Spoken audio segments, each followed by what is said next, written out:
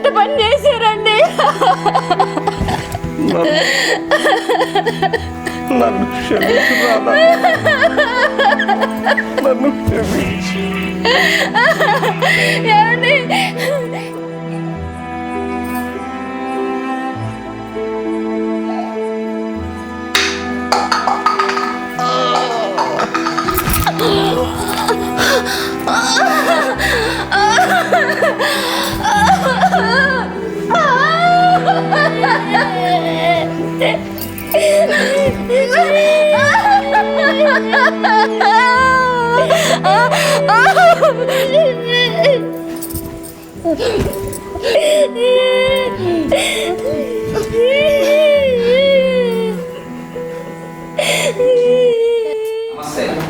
నమస్తే.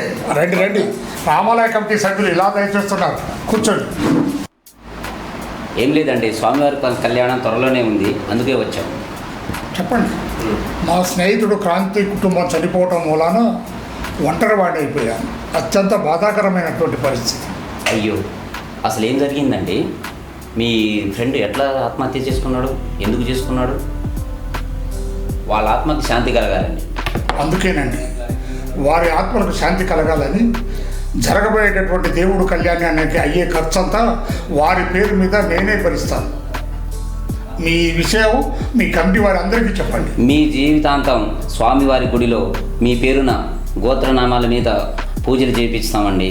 ఖచ్చితంగా మిమ్మల్ని స్వామివారు చల్లగా చూస్తాడు. చూశారా స్వామి ఎంత మంచి భక్తుడు? మీ కళ్యాణం కోసం ఎంత డబ్బైనా ఖర్చు పెడతానంటున్నాడు. అంగరంగ వైభవంగా మీ కళ్యాణం జరగబోతుంది. అవునవును. ఇంకో విషయం స్వామి, తన స్నేహితుడి పేరు మీదగా ఈ చందా ఇస్తున్నాడు స్వామి. ఈ రోజుల్లో కూడా ఇలాంటి వాళ్ళు ఉంటారా? ఉంటారని నువ్వే చెబుతున్నావుగా. అక్క చెల్లెళ్లకు, అన్నాదమ్ములకు పైసా ఇయ్యలేని ఈ రోజుల్లో స్నేహితుడి కోసం ఇంత గొప్పగా దానం చేస్తున్నాడని అందరూ అనుకుంటారు స్వామి. అలాగా? మీరు సర్వాంతర్యామి, మీకు తెలియనిదేముంది? అయినా నాకు ఒక చిన్న సందేహం స్వామి. ఏమిటది? మంచివాడు, ధైర్యవంతుడని విన్నాను. పిరికివాణిలాగా ఆత్మహత్య చేసుకోవడం ఏమిటి? ఈ విషయం గురించి తమరు చెప్పాలి మరి. చూస్తావా? అవును స్వామి. సరే, ఒక్కసారి నువ్వే పరిశీలించు. కరోనా సమయం కావడం వల్ల భూముల రేట్లు బాగా తగ్గిపోయాయి. భూములు కానీ ప్లాట్లు కానీ కొంటే ఈ సమయంలోనే కొనాలి. దేవుడి దయ వల్ల మనం ఎక్కడ ప్లాట్లు పొలాలు కొని రియల్ ఎస్టేట్ చేయడం వల్ల బాగానే లాభాలు వస్తున్నాయి. అదేం కాదు, మనిద్దరం కలిసిన నాటి నుండే అన్నీ కలిసి వస్తున్నాయి.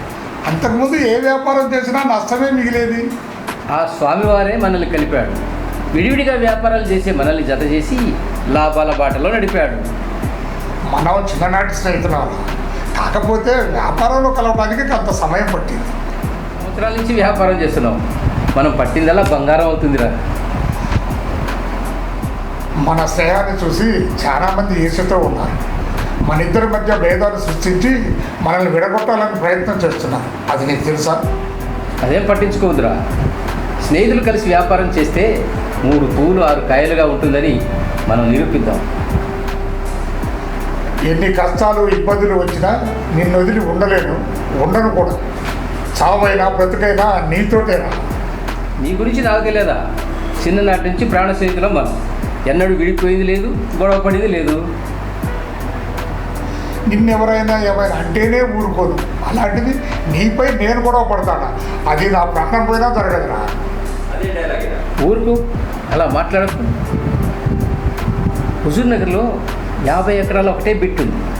సుమారు 100 కోట్ల రూపాయలు చెప్తున్నారు వాళ్ళు. కాకపోతే 80 కోట్లకు వచ్చేటట్టుంది. ఇటువైపు అదే ఫణిగిరిగుట్ట వైపు. అది గనక మనం కొన్నట్లయితే ఇక భవిష్యత్తులో మనం రియల్ ఎస్టేట్ చేయాల్సిన అవసరమే ఉండకపోవచ్చు. సరే, ఒకసారి వెళ్ళి చూసేద్దామా? ఓకే, పోయిద్దాం. అదిగో ఆ యాప చెట్టు దగ్గర నుంచి ఇగో ఈ యాప చెట్టు వరకు 50 ఎకరాలు ఒకటే బిట్టు. చాలా బాగుంది, కానీ రేటు కూడా చాలానే ఉంది. ఆ పోషాంకరెడ్డి గారు ఈ పొలం యజమాని. ఆయన కొడుకు బిడ్డ అమెరికాలో ఉన్నారట. వెంటనే అది అమ్ముకుని రమ్మని ఒత్తిడి తెస్తున్నారట. అందుకని అమ్మాలని చూస్తున్నాడు.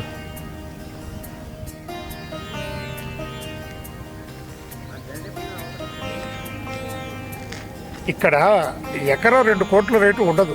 ఉంటుంది, కాకపోతే ఇంత పెద్ద బిట్టు కాబట్టి ఎవరు ధైర్యం చేయట్లేదు. ఇప్పటికి చాలామంది వచ్చిపోయారట. ఫైనల్గా ఎంతకిచ్చే అవకాశం ఉంది? వాళ్ళు 100 కోట్లు చెప్తున్నారు. ఫైనల్గా 80కి వదిలేసేటట్టుంది. అంత డబ్బు మన దగ్గర ఎక్కడిదిరా? లేకపోవచ్చు, కానీ మంచి బిట్టు, వదలబుద్ధి కావటం లేదు. అవును, చాలా మంచిది. ఇది కొంటే మన జీవితంలో స్థిరపడిపోవచ్చు. కానీ అంత డబ్బు మనకున్నవన్నీ అమ్మితే సరిపోతుంది అనుకుంటున్నా. నీ మాట మీద నాకు నమ్మకం ఉంది. నీ ఇష్ట ప్రకారమే కొందాం.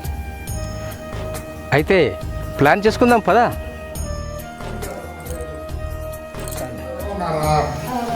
ఏం చేస్తున్నారు? రాన్నయ్యా, రండి కూర్చోండి. టిఫిన్ చేద్దరు కూర్చోండి అన్నయ్య. ఇప్పుడే చేసి వచ్చానమ్మా. పర్లేదన్నయ్య, కూర్చోండి.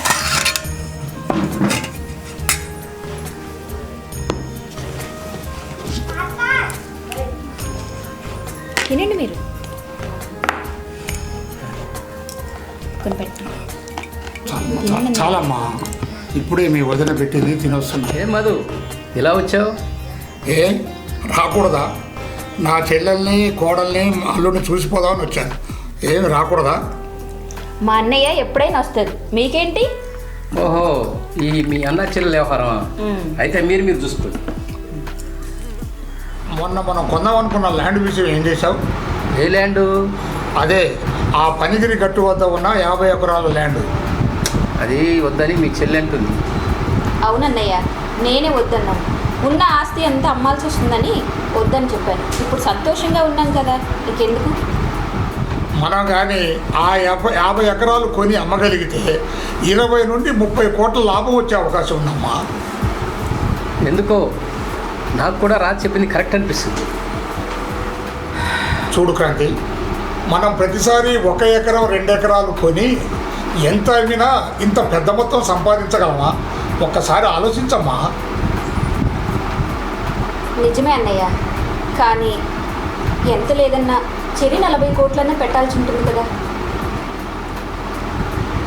ఏముందిరా, ఆ ఊరెమ్మటి ఉన్నటువంటి మన ఆస్తులు అమ్మితే ఒక 40 కోట్ల దాకా రావచ్చు. మీ వదిన వాళ్ళ అమ్మగారు ఇచ్చినటువంటి ఆస్తిని అమ్మితే ఒక 20 కోట్లు, మీ అమ్మగారు ఇచ్చినటువంటి ఆస్తిని అమ్మితే ఒక 20 కోట్లు, మొత్తం ఈ 40 ఆ 40 80 కోట్లు దాకా వస్తాయి కదా. కదన్నయ్య, నిజమే, బాగానే ఉంది. అది కొనాలనిపిస్తుంది, కానీ అంత భారం మనం మోయగలమా? వద్దులే అన్నయ్య, ఉన్నదాంతో తృప్తి పడదాం అన్నయ్య. ఒక్కసారి ఆలోచించండి, ఆ తర్వాత మీ ఇష్టం. మా చెల్లె కూడా ఒప్పుకుంది. అది కాదురా, మన ఇద్దరం కలిసి వ్యాపారం చేసినప్పుడు దేంట్లోనైనా నష్టం వచ్చిందా? ధైర్యం చేస్తాను ఒకసారి. సరే, నీ ఇష్టం. Okay right. పొలానికి అడ్వాన్స్ ఇవ్వడానికి ఈరోజు మంచి రోజు అని పొలం యజమాని వెంకటరెడ్డి గారిని అగ్రిమెంట్ తీసుకొని రమ్మన్నాను. నీ దగ్గర 20 కోట్లు రెడీగా ఉన్నాయా? 80 కోట్లకు 25% 20 కోట్లేగా రెడీ చేశాను. అన్నీ అమ్మి పెడుతున్నాం, మరోసారి ఆలోచించు. మన ఇద్దరం కలిసి చేసిన వ్యాపారంలో ఎప్పుడైనా నష్టం వచ్చిందా? ఎందుకు అంతగా ఆలోచిస్తున్నావు? మధు గారు మీరేనా సార్? అతనే. నమస్తే. నమస్తే సార్. మీరు చెప్పినట్టుగా డాక్యుమెంట్ మొత్తం రాయించాను, ఒకసారి చూసుకోండి సార్. ఇది చూడు కాస్త.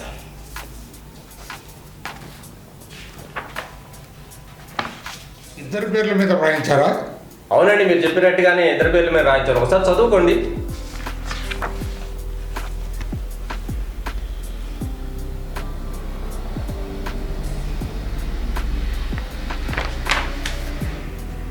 అంతా చదువుకున్న తర్వాత కింద సంతకాలు పెట్టండి.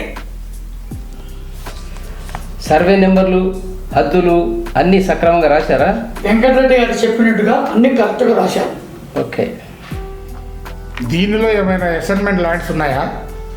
మీకు ఎలాంటి అనుమానాలు ఉన్నా రెవెన్యూ రికార్డుని పరిశీలన చేసుకోండి. నా పిల్లలు అమెరికాలో ఉంటున్నారు కాబట్టి నన్ను రమ్మని ఇబ్బంది పెడుతున్నారు కాబట్టి ఈ ల్యాండ్ని అమ్ముతున్నాను. మీకు ఎలాంటి అనుమానాలు అక్కర్లేదు. అన్నీ సరిగానే ఉన్నాయి. ఇలాంటి ఇబ్బంది ఏం లేదు. రికార్డ్ అంతా చూశాను. ఇంకా మీకు ఏదైనా తేడాలు ఉన్నా కూడా అన్ని సరి చేసి ఇస్తాను మీకు. ఓకే. రెడ్డి గారు ముందరే సంతకం పెట్టారుగా. అంతా చదివాను, బాగానే ఉంది, సంతకం పెట్టాను. అంతేలేండి. నాకెందుకు, అన్నీ కరెక్ట్గా ఉన్నాయా? 20 కోట్లు ఉన్నాయి.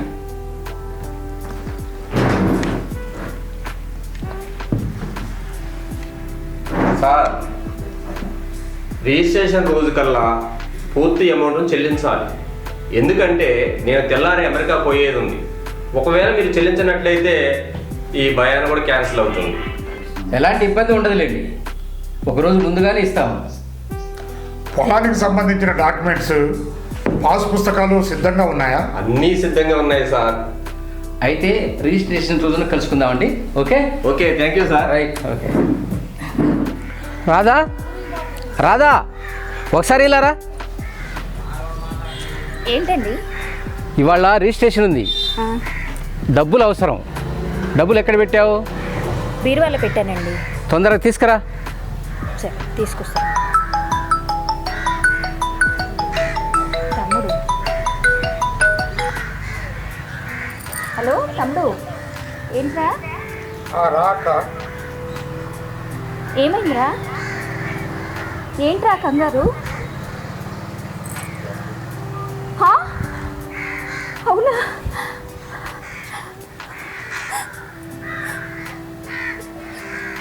ఎప్పుడురా? ఎలా జరిగింది?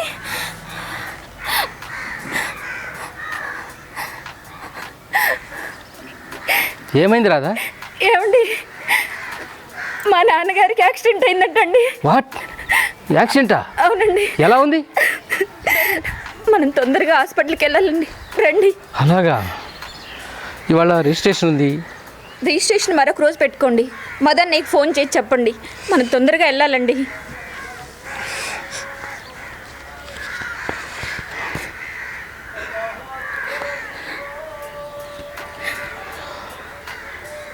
హలో మధు, మధు, రిజిస్ట్రేషన్ 2 రోజులు వాయిదా వేయాలి మధు. మా మామయ్య గారికి యాక్సిడెంట్ అయిందట, సీరియస్గా ఉందట, హాస్పిటల్లో ఉన్నారు, త్వరగా వెళ్ళాలి. 2 రోజులు వాయిదా వేయించు. సరే. ఏమన్నారు? నువ్వు వెంటనే బ్యాగ్ చదువు, పిల్లల్ని రెడీ చేయి, వెళదాం. రిజిస్ట్రేషన్ వాయిదా చేశారా? నేను మధు చెప్పాను కదా, విషయం వాళ్ళకి చెప్పమని చెప్పాను, వాయిదా వేయమని చెప్పాను. వాళ్ళు ఒప్పుకోకపోతే? ఆ విషయం మనకు ఫోన్ చేస్తానన్నాడు కదా, ఒప్పుకోకపోతే పోనీ మధు పేరు మీదనే రిజిస్టర్ చేద్దాం, ఆ తర్వాత మనం ఇద్దరు పిల్లలు చేసుకోవచ్చు. అయ్యో, ఈ రోజుల్లో ఒకళ్ళు నమ్మే రోజులు కాదండి. మధు నా ప్రాణ స్నేహితుడు, చిన్ననాటి నుంచి కలిసి పెరిగిన వాళ్ళు. మధు మీద అనుమానాలు వద్దు రాధా. అయినా ఒకళ్ళు నమ్మకూడదండి, పెద్ద అమౌంట్ కదా. ఏం కాదు రాధా, నేను చెప్తున్నాను కదా. మరొకసారి ఆలోచించండి, వాయిదా ఏమని చెప్పండి. అవసరం లేదు రాధా, మధు చాలా కరెక్ట్ అయిన వాడు, నీతి నిజాయితీ గలవాడు, ఆయన మీద నాకు భరోసా ఉంది. ఓకేనా? ఏమో, మీ ఇష్టం అండి. వాళ్ళు ఎంత చెప్పినా వినిపించుకోవటం లేదు. అక్కడ జరిగినటువంటి సంఘటనల గురించి వివరంగా చెప్పారు, అయినా వినిపించుకోవటం లేదు. వాళ్ళు అమెరికా వెళ్ళిపోవడానికి టికెట్ కూడా బుక్ చేసుకున్నారట, రేపే వెళ్ళిపోవాలట. అందుకే ఈరోజు కంపల్సరీ రిజిస్ట్రేషన్ కావాలని పట్టుబడుతున్నారు క్రాంతి. సరే, నేను అలాగో అక్కడికి వెళ్తున్నాను, నువ్వు ఉంటావు కదా, నీ పేరు మీద రిజిస్ట్రేషన్ చేయించుకో. మళ్ళీ వచ్చాక మన ఇద్దరి పేరు మీద రిజిస్ట్రేషన్ చేయించుకుందాం. కాకపోతే కొంత ఖర్చు అవుతుంది, అంతే కదా. అలాగే క్రాంతి, నా పేరు మీద రిజిస్ట్రేషన్ చేసుకొని మీరు మరలా తిరిగి వచ్చిన తర్వాత మన ఇద్దరి పేరు మీద మార్చుకుందాం. ఓకే. అన్నయ్య వచ్చారండి. వచ్చండి. ఒకసారి ఆలోచించండి, ఇంత పెద్ద అమౌంట్ మనం జీవితాంతం కష్టపడి సంపాదించిన సొమ్ము ఎవరికైనా చెప్పి వాళ్ళ ముందిస్తే బాగుంటుందేమోనండి. ఆలోచించండి. నువ్వు అన్ని ఆలోచన పెట్టుకోకు రాదా. అతను నా చిన్ననాటి స్నేహితుడు, నా ప్రాణమిత్రుడు, అన్ని విధాలా నాకు అండగా ఉన్నవాడు.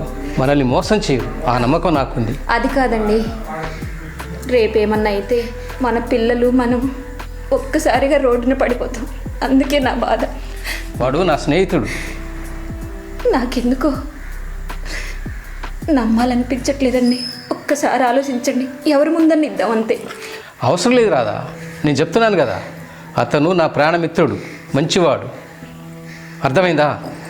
ఇలా ఇవ్వు. సరే, మీ ఇష్టం. ఇక్కడ రిజిస్ట్రేషన్ విషయాలు నేను చూసుకుంటాను. అక్కడ నాన్నగారి పరిస్థితి ఎలా ఉందో అర్జెంటుగా వెళ్ళండి. జాగ్రత్త అమ్మా. అలాగే అన్నయ్య. రామా, ఇప్పుడేనా రావడం? పాపం పెద్ద అయిన దక్కకపోయే. కూర్చో. రాధకు వాళ్ళ నానంటే చాలా ఇష్టం, అందువల్ల బాగా డిసప్పాయింట్ అయింది. దినకర్మాలు అయ్యే వరకు ఇదిగో ఇన్ని రోజులు పెట్టింది. అవును, మా చెల్లెలు ఇప్పుడైనా కోలుకుందా? కొద్దిగా. అవును, రిజిస్ట్రేషన్ మంచి జరిగిందా? జరిగింది. మంచి రేట్ వస్తే వెంటనే తీసేద్దాం.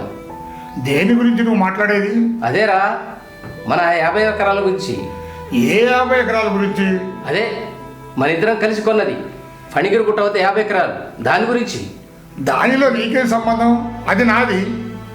నా ఆస్తి మొత్తం అన్ని కొన్నాను, అందులో ఎవరికి వాటా లేదు.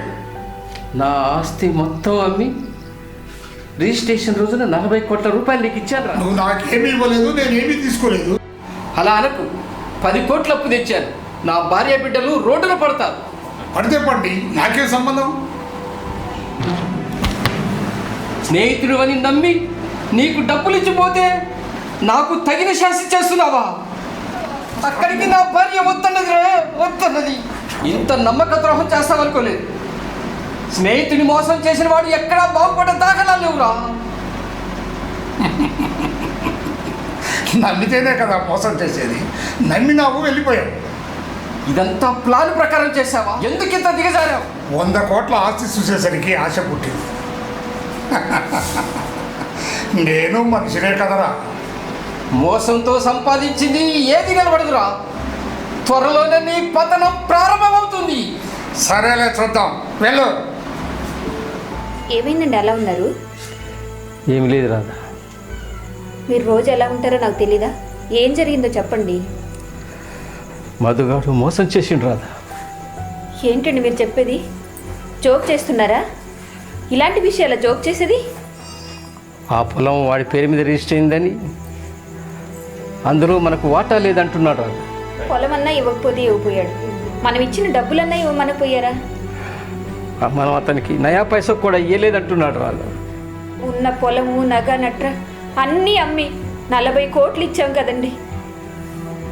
ఈ చేతులతోనే అంత డబ్బు పోసాం కదండి. ఏంటండి మన పాపం? ఎందుకండి ఇలా మోసం చేశాడు? నమ్మకంలో ఇంత మోసం చేస్తాడు అనుకోలేదు రాదా. పదండి, ఇప్పుడే వెళ్ళి నిలదీద్దాం. పదండి, ఇద్దరు వెళ్ళి అడుగుతాం. రండి. అదంతా వేస్ట్. వాడు ప్లాన్ ప్రకారం మనల్ని దెబ్బ కొట్టాడు. మరి ఇప్పుడు ఎలా? ఏం చేద్దాం? నా పిల్లల కోసం కోట్ల రూపాయలు సంపాదించాలనుకున్నాను. నేను పడ్డ కష్టాలు నా పిల్లలు పడకూడదు అనుకున్నాను, కానీ ఇలా జరుగుతుందని ఊహించలేదు. మీరు బాధపడకండి, నలుగురిలో నిలబెట్టి మనం చేసిన మోసాన్ని చెప్దాం. దానివల్ల ప్రయోజనం ఏముంది? రిజిస్ట్రేషన్ వాడి పేరు మీద ఉన్నది. ఎవ్వరికి చెప్పినా వాళ్ళు నమ్మరు. అప్పటికి నేను ఊరు నుండి వచ్చాక రిజిస్ట్రేషన్ పెట్టుకుందామంటే విన్నారు కాదు. నా స్నేహితుడు చాలా గొప్పవాడు, మంచివాడు, నిజాయితీ పరుడు అని చెప్పి పిల్లల నోటి దగ్గర సొమ్మంతా తీసిపోయి తన మొహాన్ని పోసాం. ఇప్పుడు మన జీవితాలు వీధి పాలైపోయినాయి. ఏం చేద్దామండి? ఇప్పుడు ఏంటి పరిస్థితి? ఉన్న ఆస్తినంతా అమ్మాను. ఎలా బ్రతకాలో అర్థం కావటం లేదు. పొలం కొంటున్నామని ధైర్యంతో బయట కోట్ల రూపాయల అప్పులు తెచ్చాను. ఇప్పుడు వాళ్ళకి ఎలా కడదామండి? ఏంటండి, మనం ఏం పాపం చేసామండి? దేవుడు మనకి ఈ శిక్ష వేశాడు. ఇప్పుడు పిల్లల భవిష్యత్తు ఏం కావాలండి? దేవుడా, ఏంటి పాపం? రాధా, నేను ఒకటి చెప్తాను, చేస్తావా? ఏంటండి? పిల్లల్ని తీసుకొని మీ ఊరి మరి మీరు? స్నేహితుని చేతిలో మోసపోయి అత్తగారింటికి వచ్చి బ్రతకలేను. నిన్ను మీ అన్న వదిన బాగానే చూసుకుంటారు రాధా. ఏమిటండి మీరు అనేది? మేము లేకుండా మీరు ఎలా ఉంటారు? మిమ్మల్ని వదిలిపెట్టి మేము ఎక్కడికి వెళ్ళం.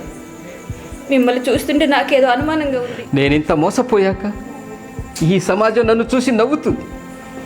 రాజాలాగా బ్రతికిన నన్ను చూసి స్నేహితుడి చేతిలో మోసపోయాడని నన్ను హేళన చేస్తుంటే నేను సహించలేను. మరేం చేద్దామండి? ఏమీ లేదు, పిల్లల్ని తీసుకుని మీ అమ్మగారింటికి వెళ్ళు. ఎందుకు వెళ్ళమంటున్నారు చెప్పండి? మిమ్మల్ని వదిలి నేను ఎక్కడికైనా వెళ్ళాను. చావైనా బతికైనా మీతో నేను వెళ్ళను. శత్రువు తలుచుకుంటేనే భయంగా ఉంది. అన్నం పుణ్యగా నీ పిల్లల్ని చూస్తుంటే ఏం కాదులేండి, ఎలాగలా కష్టపడి మళ్ళీ మనం సంపాదించుకుందాం. మీరు ధైర్యంగా ఉండండి. నేను కాఫీ తీసుకొస్తాను. నన్ను క్షమించండి. నేను మోసపోయి మిమ్మల్ని అన్యాయం చేస్తున్నా. మిమ్మల్ని వదిలి వెళ్ళిపోతున్నా.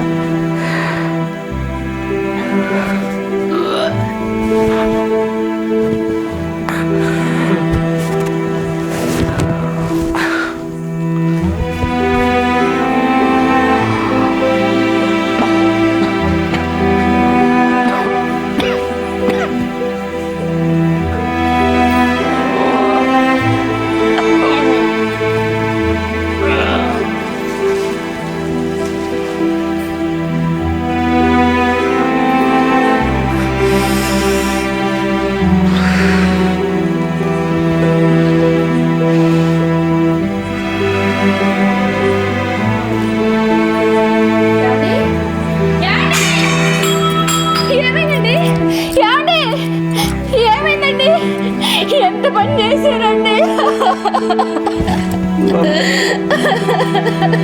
నన్ను క్షమించు రాధా. నన్ను క్షమించు. ఏమండి ఏం చేశారండి?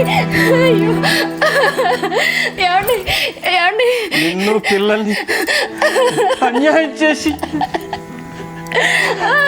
నేను వెళ్ళిపోతున్నాను రాధా.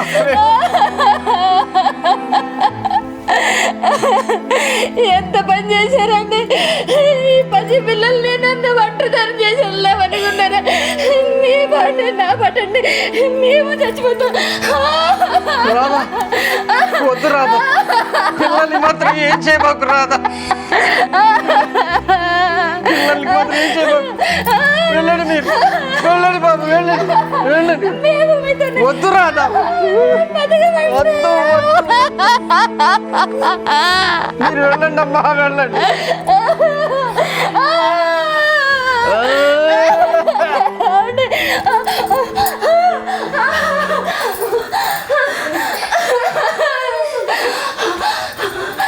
రాధా ప్లీజ్ రాధా, వద్దు రాధా.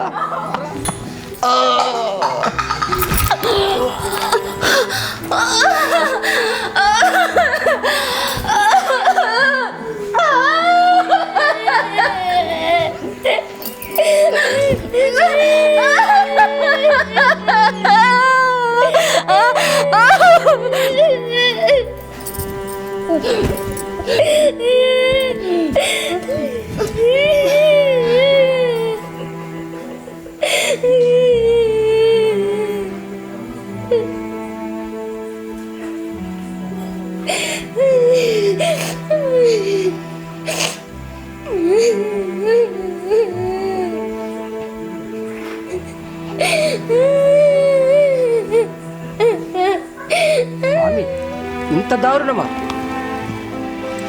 ఇప్పటికైనా అర్థమైందా? ఈ మనుషులు పైకి ఎంత అమాయకంగా కనిపిస్తారో లోనంత దారుణంగా ఆలోచిస్తారు. నేను ఇప్పటికి కూడా నమ్మలేకపోతున్నాను. ప్రాణ స్నేహితుడి ఆస్తి మీద ఆశతో ప్రాణాలు తీసుకునేలా చేశాడు. పైకి మాత్రం ఏమీ తెలియని వాడిలా నటిస్తున్నాడు. స్వామి, స్నేహితుడిని మోసం చేయడానికి మనసెలా వచ్చింది స్వామి? ఈ కలియుగంలో స్నేహం లేదు. డబ్బు కోసం తల్లిదండ్రులను, అన్నాతమ్ములను, అక్కా చెల్లెలను, భార్య పిల్లలను కూడా మోసం చేయడానికి వెనకాడరు. ఒకడు తల్లికి అన్నం పెట్టలేక బయటికి వెళ్ళగొడతాడు. మరొకడు ఉద్యోగం కోసం తండ్రినే చంపివేస్తాడు. మరొకడు ఆస్తి కోసం స్నేహితుడిని చంపివేస్తాడు. వీళ్లకు శిక్ష పడే మార్గం లేదా స్వామి? పాపం చేసిన వాడు శిక్ష అనుభవించాల్సింది. శిక్ష అనుభవించడానికి కాస్త సమయం పడుతుంది. అది ఎంతో దూరం లేదు. పాపంతో సంపాదించింది అలాగే వెళ్ళిపోతుంది. మీరు చేసే పాపాలను, మోసాలను ఎవరూ చూడటం లేదనుకుంటున్నారు. ప్రజలను, న్యాయస్థానాలను మోసం చేయటమే కాకుండా ఆ పాపపు సొమ్మును నాకంట కడుతున్నారు. వీరిని వదిలేదు లేదు. వీరికి శిక్షలు అత్యంత దారుణంగా ఉండబోతున్నాయి.